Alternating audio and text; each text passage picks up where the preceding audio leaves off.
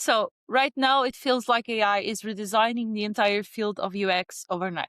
But today's guest has been in the internet since itself emerged, evolved, and even matured. Bruno Figueiredo has been designing digital experience since their early web and is the founder of UXLx, one of the longest running UX conferences in Europe. So let's start with the big question. Is AI actually the biggest shift UX has ever faced, or have we seen this moment or a moment like this before? I think we've seen a shift a few years back when we entered a higher degree of specialization, but right now I think it's the biggest shift I ever witnessed. Okay. And what I find interesting about this moment is that many designers feel like everything is changing overnight, like I said in the introduction. But from your perspective, having lived through several different technology transitions, when you look at this current moment with AI entering design tools and workflows, does it feel like a true paradigm shift, or does it resemble previous technological waves you've seen before? Because one of the things that seems to be driving this excitement right now is how fast artificial intelligence can generate things, especially code. Yes, actually, I come from an architectural background and I witnessed a tectonic shift while I was in college because when I started, everyone drew by hand and then the CAV really kicked in. So it was a very labor intensive job previously. And then with the introduction of new software and new ways of working, not only it sped up our work, but also it made possible to design buildings that we couldn't have designed before. So I think we're witnessing kind of the same thing where our work will be sped up significantly, but also will free us to design and to evolve into more complex designs. Okay. And there's a lot of enthusiasm when it comes to AI generated code or AI generated design and this shift of making everything fast, fast, fast.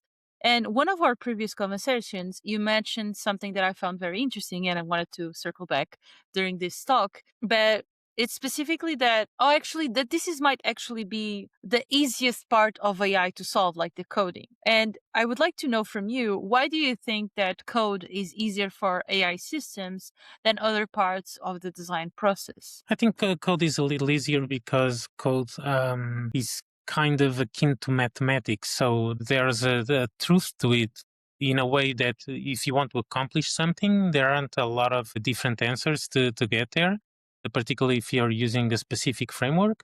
But Hmm. in design, it's different because there's a lot of ways to address a solution. And AI is fed from solutions that already exist. So there isn't a lot of ways for AI to be truly creative. So I think it's a little different in that regard. Okay. And also, that raises a lot of interesting contrast because when we move away from code and to the creative side of design, things suddenly seem much more complex, like you were saying. And when we move from code to visual design and creative work, things seems to move in the direction that can be more broad than we were thinking. But why do you think the creative side of design is so much harder for AI systems to handle well, on contrary to the coding part? Okay, so there are certain things that AI can do very fast and very well, and that is very simple challenges. Like if I opened up a new pizzeria and I want to design an app for people to order pizzas from me, the AI will tap into existing apps that already exist, and for that specific purpose. If you're happy with the visual design that the AI produces, if you're not very demanding, then you're absolutely fine. But for a designer to maybe conduct and get exactly what he had in its mind but produced by the AI, I think it's harder to nudge the AI into what exactly it has in it. Yeah, taking from there and the mind of designers, another area where I see artificial intelligence moving very fast, and we also talked about this previously, is research.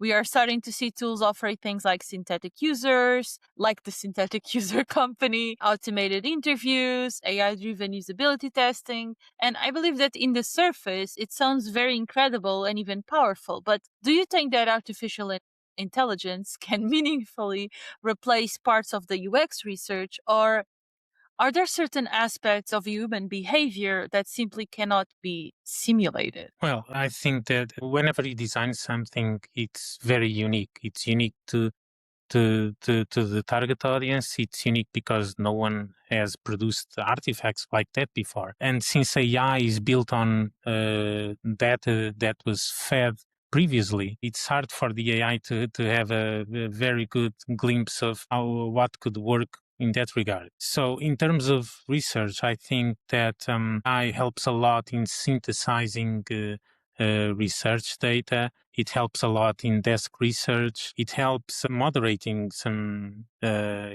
usability tests. I've seen AI tools that can also interpret facial expressions of the participants. If I think they are as good as a moderator, not yet, but maybe good enough. But regarding synthetic users, which means that you're extrapolating data from bodies of knowledge that you don't know, because we never know what's being fed to the.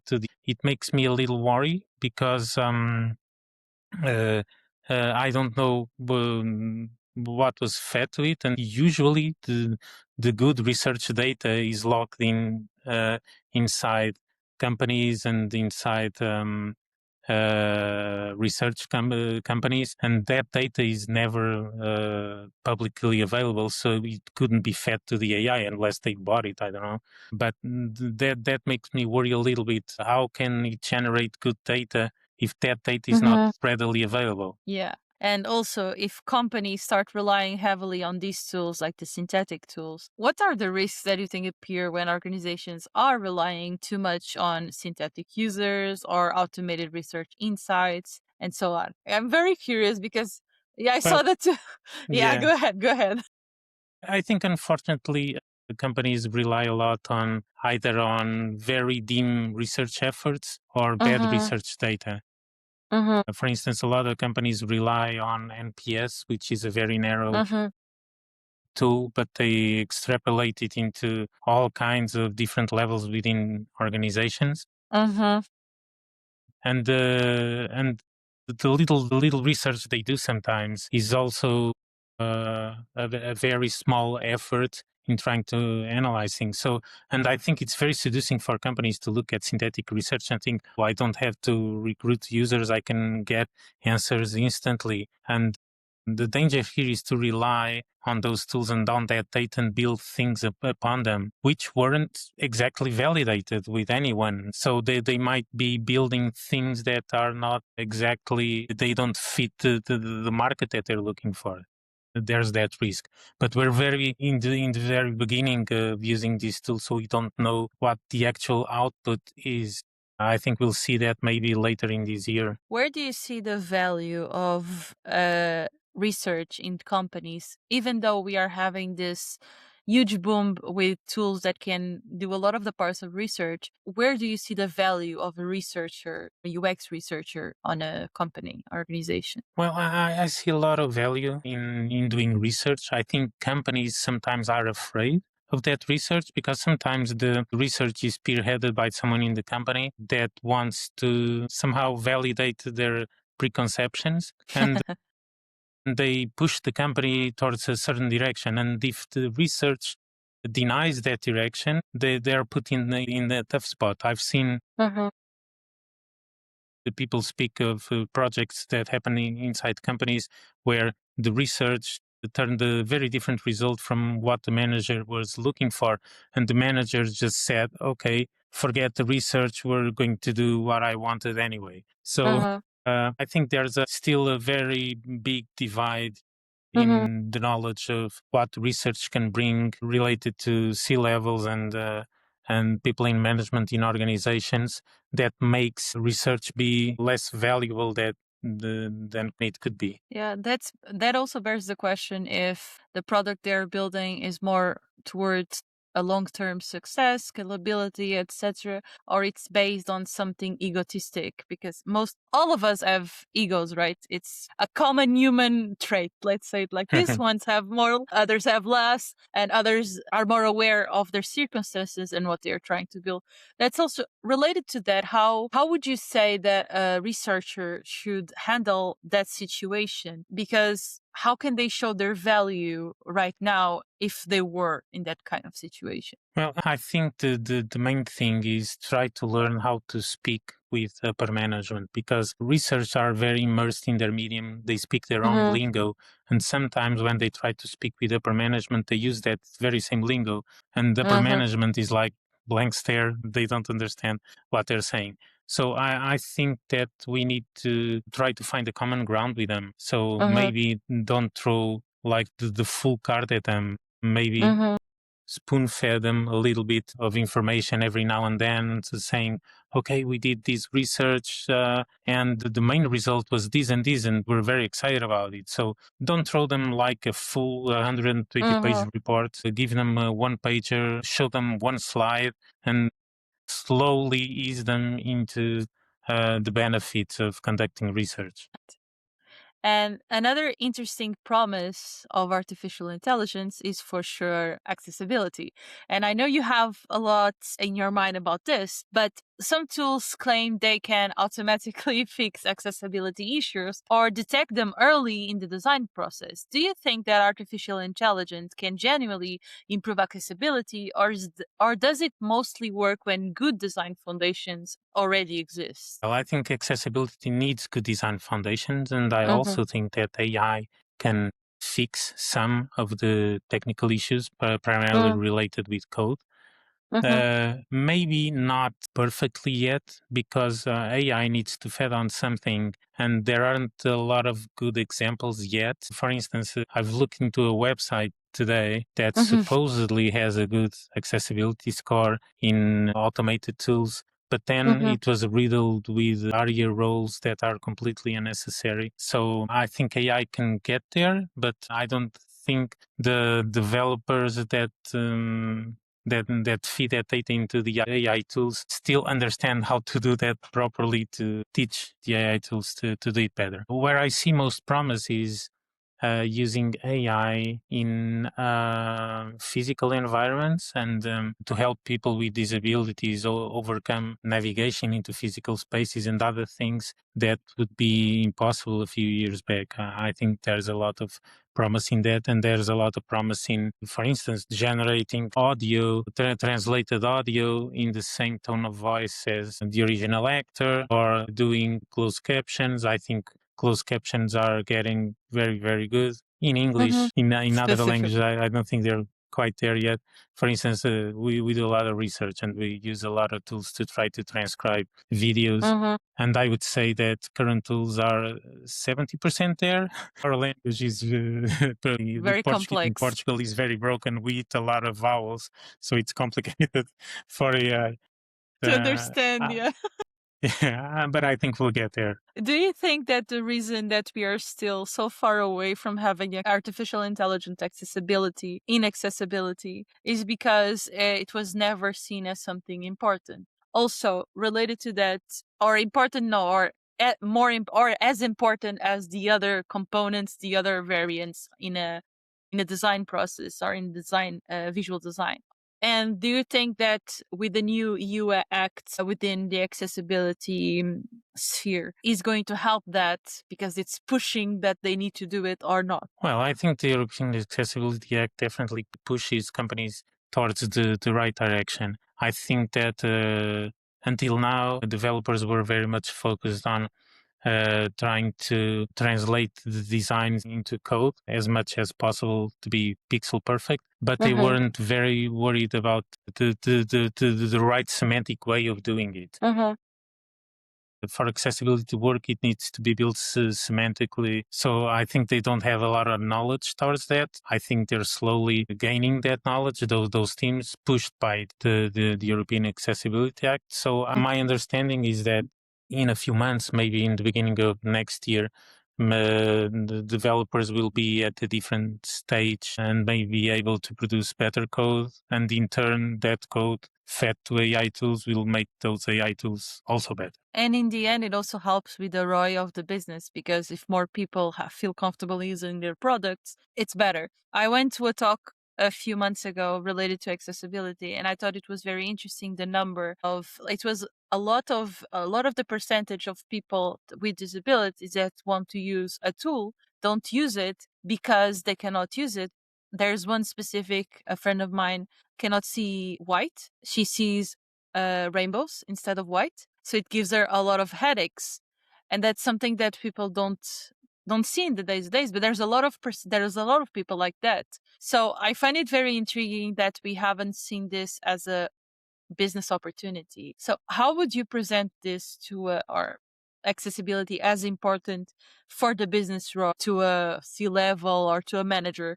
Well, I think it's common knowledge that disabilities affect about 10 to 15% of the population. And it seems like a good chunk that you shouldn't Mm-hmm. ignore. But I think that when it comes to actually translate that into gains for a company, I think it's hard for companies to understand how much they could gain. I think also because there aren't a lot of good examples. If some Mm-hmm. big company spearheaded an effort into that and maybe they pushed out Mm-hmm. a press release saying, "Oh, we invested in accessibility and we got an increase in revenue of 5 to 10%." I think others would listen, and I'm just waiting for that to happen because eventually it will happen with this focus on accessibility. So I hope it happens as soon as possible for the benefit of all of us. Yeah, 100%. And also, that brings us to something that doesn't get talked about enough, in my opinion, when we discuss artificial intelligence tools, because most AI tools provide very little transparency about where their knowledge comes from, what data trained them, are they selling to third parties, how reliable their outputs actually are, and for you, how big of a problem do you think this lack of transparency is for designers relying on these tools? Well, I think those tools don't want to advertise a lot of what was the data that fed them because some of those actions were illicit in some way. Because I know I have friends who have books that are referenced in AI tools and they never authorize Mm-hmm. them to do so. So I think to prove their worth, a lot of those tools made some illicit shortcuts, and that's why they don't want to advertise them yet. But I think it's very important to be transparent about what was fed.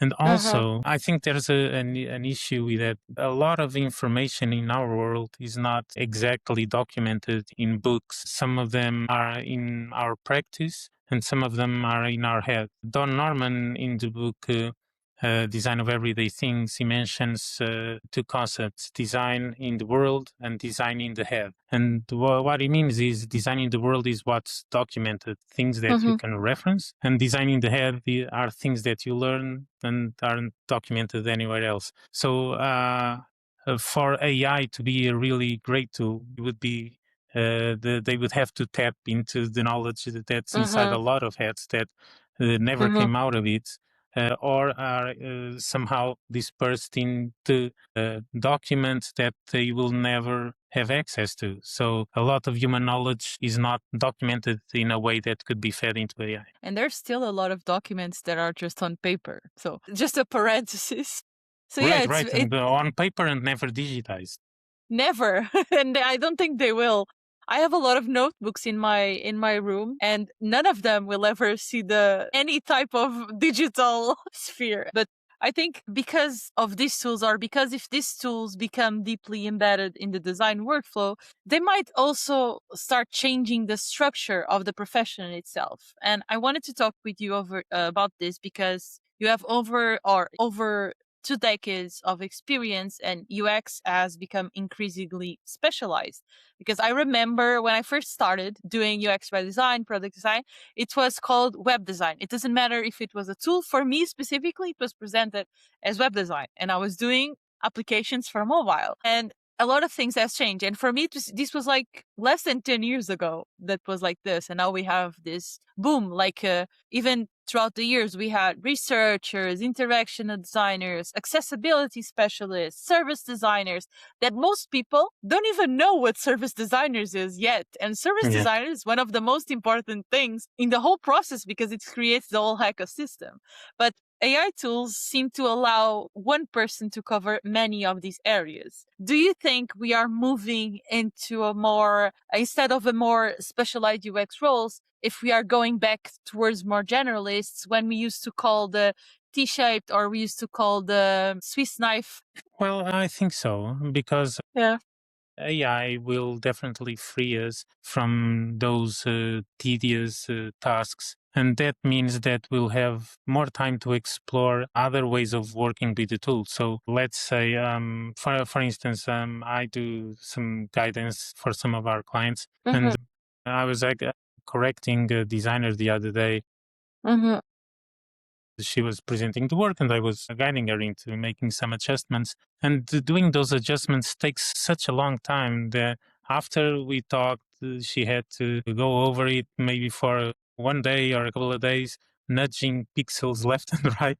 And it seems like something that AI, if AI were a part of the conversation I had with her, something that AI could automatically fix, and then she would be free to do some other thing, maybe do research for the next project or do something else. So as we free people from those tedious tasks, the breadth of work shrinks a little bit.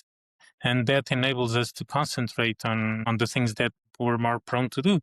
It doesn't mean that all the designers need to be unicorns, but maybe they will be a little less specialized. And if you're a designer and you like to do research, maybe now you'll have some more time to be involved in it. Yeah, that's actually made me some curious, and I just wanted to give a note of what you said, like artificial intelligence as a coworker in a meeting, helping with solving the problems that a senior designer or experienced designer saw and pointed out. And the job of the person that is a bit less senior is to make sure that the artificial intelligence, the coworker, is doing its job while starting another job that is the next important thing because the other one is already being solved with the foundation created by the designer.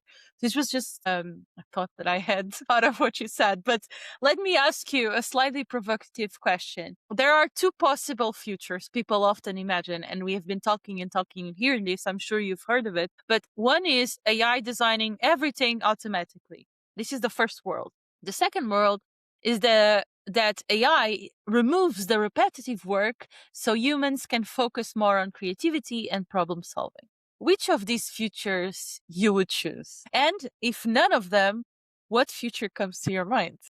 Well, definitely the second. I think the first one might be a pipe dream of some um, of some corporate folks that would love to be able to, I don't know, fire all the designers and put a team of AIs to do everything. So I don't think we should use to do all the work to substitute us. I think we should use AI to work with us. So it's a slightly faster colleague that you have on hand. Mm-hmm. I think right now we're at a level that AI could be maybe an intern that helps you. So it has the same knowledge, the same technical knowledge as you, but not as much experience, and you can nudge it to do some of the work with your help. Perfect. And we've talked about the shift of UI in this past years and how big it is and how big it can get. We've talked about a lot of tools. We talked about code. We talked about the creativity. We talked about accessibility. We've talked about transparency, specialization versus generalists. We've talked a lot about a lot of things. But to close this conversation, I'd like to bring it back to the people entering the field today because this has been very scary for them. And as you know, I'm a co-leader for Ladies at UX in Lisbon, and a lot of the ladies that are starting or transitioning to UX are very worried because everyone is saying that we don't need juniors anymore, internship, why would you do that? We need seniors, seniors, seniors. If a younger designer starting the career right now asked you, How do I remain relevant in a world where artificial intelligence can generate interfaces, code, and research insights? What would you tell them? I would tell them that they should look into try to use AI as a tool in their belt, but not as a tool that does the work for them. So don't expect to just tell them, okay, please design 20 screens for this app